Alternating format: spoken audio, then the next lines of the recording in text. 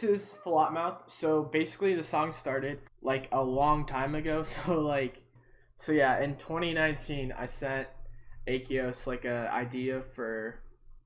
I had this song, and I sent them like a stem idea, and they made it into like a 16 bar loop. So yes, this is Fallout Mouth. So basically, a year ago, I sent them like a bass riff idea, and so they sent the demo around to some labels, and Disciple really liked it, and they were like, "Yo, we gotta turn this, like little 16 bar loop into like a full song." So, I was like, "Yeah, let me see if I can like cook up an intro or something and make something cool." I sent them like a synth riff, right, and they kind of resampled that, and they'll probably touch on that later. So this actually was like a separate project that it started off with. It was in the same key, right? So it was in E minor, and so I took that old, because I made kind of an old intro, and I kind of reformed it into this. So I used similar. I changed up the sounds of the melodies from a previous like idea that I made. But yeah, let's get started here. So the main vocals of the track is this splice loop. So it's by Emily Vaughn, I think. So it sounds like. I don't get closer to you. I don't get closer. Yeah, it was called Akeos retweet collab. So yeah, so basically I took this phrase and then shortened the phrase, as the build progressed. So in terms of vocal processing, first thing I did was bass mono. I had an SSL on here. I don't think I was doing anything. It's just a channel EQ probably. Next thing I had here is OTT. So I kind of smashed it with an OTT 100%. You can see 3 OTTs at 100%, I guess. I don't know. I guess that's what I did. Or 4 OTTs at like 100%, I guess.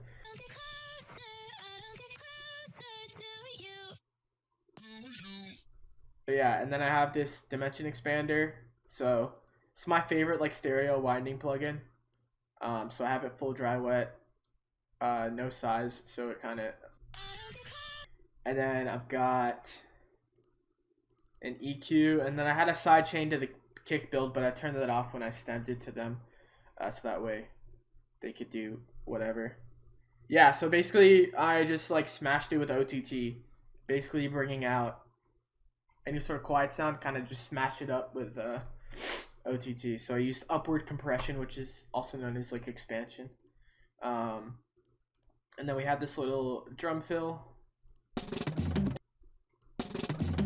some little loop thingy, whatever.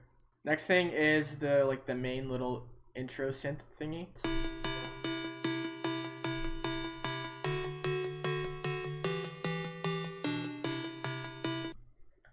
So basically what it is, it's the bass line. This is the melody that I came up with. So it's playing like the root bass note, which is like, it goes C, D, E, B, C, D, E, B, like that. And then above it is going to be like either the major or the minor third. But I basically just played out the chords, right? But then I removed one of the notes, so just playing 2 of the notes at the same time. So this is what it sounds like, no processing. So let's look at the patch here. It's pretty basic from what I remember. So we've got like this kind of, whatever the hell this wave's called, forget. A little bit of noise, kind of a bandpass EQ, kind of giving it some movement. And then we got dimension expander, OTT compressor, and a filter in it, right? Basic pluck, and then EQ cutting out the lows, and then we have Echo Boy by Sound Toys. So this is one of my favorite like delay echo plugins. So that really gives it a lot of the movement, right? So it's echoing, it's playing like eighth notes, so panning back and forth. That gives it a lot of new movement and stuff. And then I use the SAR1 reverb by Softtube. Just to put it in a space, right, and give it a little bit more. And then the last thing I have here is track spacer, which is a it's like a frequency dependent sidechain, right? So it takes the frequencies from your incoming signal and ducks them out on the other signal. So it's a good way for me to like leave space, because both these sounds playing at the same time, right? They kind of occupy like the same space. So when the melody comes in, it's a little bit higher pitch, but when the melody comes in, the lead kind of ducks out, but it doesn't duck out like the whole volume spectrum, right? It just ducks out like the frequencies that I wanted to duck out. So this is a super like good sauce plugin. Like I'd recommend checking it out. All right, so this is the lead. So basically, you know, this is your standard like super saw like lead type sound. So it's got the sawtooth wave, saw wave here, low pass kind of like opening up with the envelope, and then we've got some hyper hyper dimension stuff, stereo with so actually there's no hyper, just dimension. It's just doing a bit of dimension expander to give it some width, a bit of tube distortion to give it some more character, a little bit of phaser, and then the chorus being mixed in, and then a multi-band compressor at the end, the OTT style. So yeah, for this one it was mainly like in the box with the preset, and then I just have EQ8 cutting off the lows, and then this gradually kind of fades in, you know, as the intro. So kind of like you start off with the pluck, and then it goes like straight into the part where they both play at the same time. And then I've got another dimension expander just to give it a little bit more stereo width. This is what the preset looks like.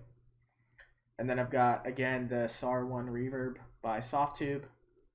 I think I use the same settings just to put them in the same space. So with like reverbs, it sucks a lot of times if you have like, mainly on my tracks I use like a reverb send, right? So I send everything to one reverb if I wanted to give like reverb.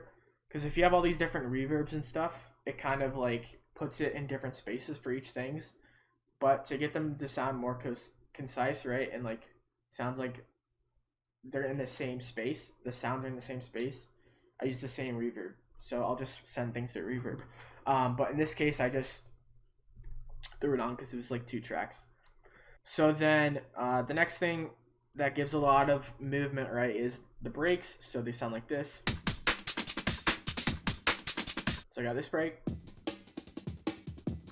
It's like a random D&B break, right? One thing to note about the D&B breaks, right? So they're originally at like 174 BPM. This collabs at 150. So a good way to get like the vintage sound, or to get them to like your breaks to sound cool, is to do repitch mode instead of like complex. So if we turn them off, it sounds like this. Right, that's what it originally sounds like. But back in the day, they used, you know, to get the samples in time, they pitched the whole sample down. So by using repitch, it like repitches it. So since it's a slower tempo, it's going to pitch the sample down. So it gets kind of like a darker, more characteristic to it. And then I'm kind of just taking like the mid section of this with this EQ. And then the other break,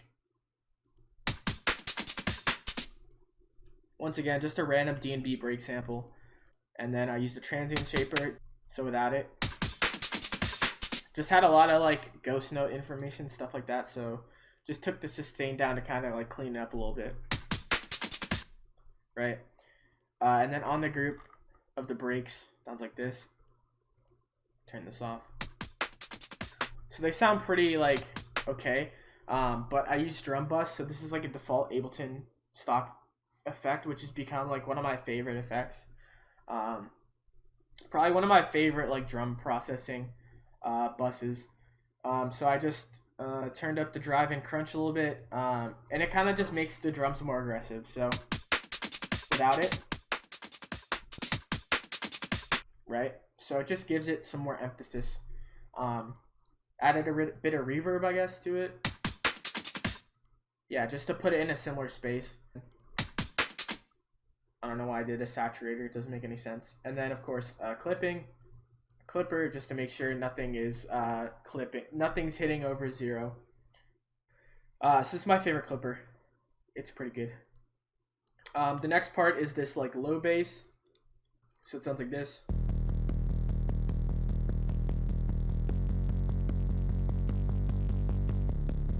So I'm using a reactor, and then I'm feeding it the bass line notes, right? So it goes E, F, F sharp, G, D, or whatever. Actually, you know what? I guess this pluck earlier that I made, right? This plays the bass note, and then the lower note is actually, this is the actual bass line, right? It goes E, F, G, D, like that. E, F sharp, G, D. And then I think I just took either the major third or the minor third, and then I just shifted it down an octave. So that's why it sounds a bit cool like that, I guess. So anyway, so the bass line, right, I'm doing eighth notes arpeggiated, and this gate function controls how long the note is. So I set it to 1%. So I have it at 90, so that way there's a little bit more staccato-ness to it. Opening up reactor here. This is the preset I used. So this is Monarch, which is like a 3 oscillator vintage. It's kind of modeling like the Mini Moog or like any of those kind of 3 oscillator vintage synths. I like this a lot just because it's got a nice analog emulation to it. So it's basically sawtooth, square wave, you know, kind of just this stuff. And I'm using a filter to kind of filter it. So if you listen to this, right, if we change the cutoff,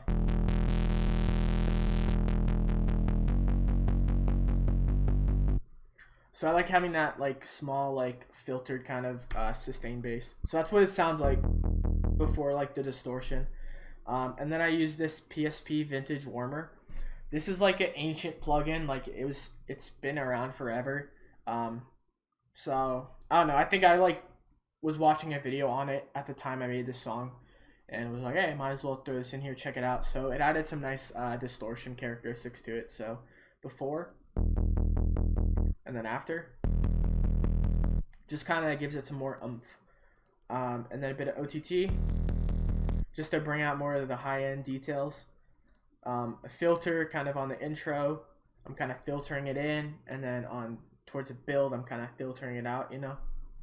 And then the build drums, I think I just sent Akeos the MIDI for this because, yeah, they kind of worked on the build itself. Because I did like some mock build, but see, I have replaced with the drop drums. This is the render of it, and then some effects that I did.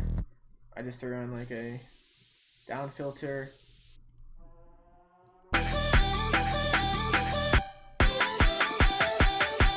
But yeah, Akeos went in and like added more stuff to the build. Yes, this is what the melody looks like, right? So it's kind of all centering around the G note, right? So it's going do do do do do do do do like that.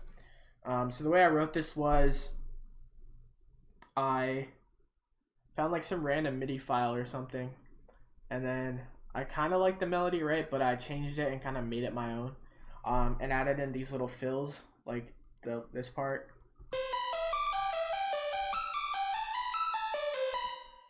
Right, so I kind of just I kind of just made it my own, looped it around and kind of changed the notes. But yeah, melody writing is very, very random. Like, you just kind of just mess around with notes until you get something that sounds cool. So yeah, we wrote it in E minor, and I always like having breaks in the intro. Just like gives it some more momentum, keeps the song going, stuff like that. But I think the real like hook of this is definitely the vocal. And yeah, I was really pleased with how that all came out. And then I don't have anything on the master, because I just sent them the stems and then they put that in the project. But yeah, this song's done pretty well. It's got like 50K on SoundCloud. Was featured in like a crazy like official Spotify playlist, which was like insane. I woke up and I got the email. I was like, yo, this is crazy. Yeah, it's literally 3 sounds. You don't need to add a bajillion layers, because if you kind of just set the sound, if you have good sounds to begin with, right, you don't need to do much layering in terms of different melodies and stuff. So just one lead, one pluck, and then a low bass, and that's the whole melody. So simplicity is essential. Not saying that layering is bad, but definitely starting from a point where it already sounds good and you don't need to do a lot of layering really helps out along the way, I'd say. So yeah, hopefully that could be informative to you all. Hopefully you'll learn something, get some insights. Yeah, so I stream Tuesday, Thursday, Saturday, 4 p.m. Eastern, United States time. If you haven't already, definitely check out my Discord, link below. Um, and yeah, I do feedback and stuff like that. So yeah, I'll definitely try to do more breakdowns in the future of other songs that I've worked on. Um, but yeah, I guess this is my most popular song, which is crazy because I wasn't expecting it to do as well as it did, but people seem to really enjoy it. Also, if you guys, you can go in later or whatever, watch it, copy the presets, steal my sounds, which would be sick. Go ahead. But yeah, so that's how I made the intro for Flop Mouth.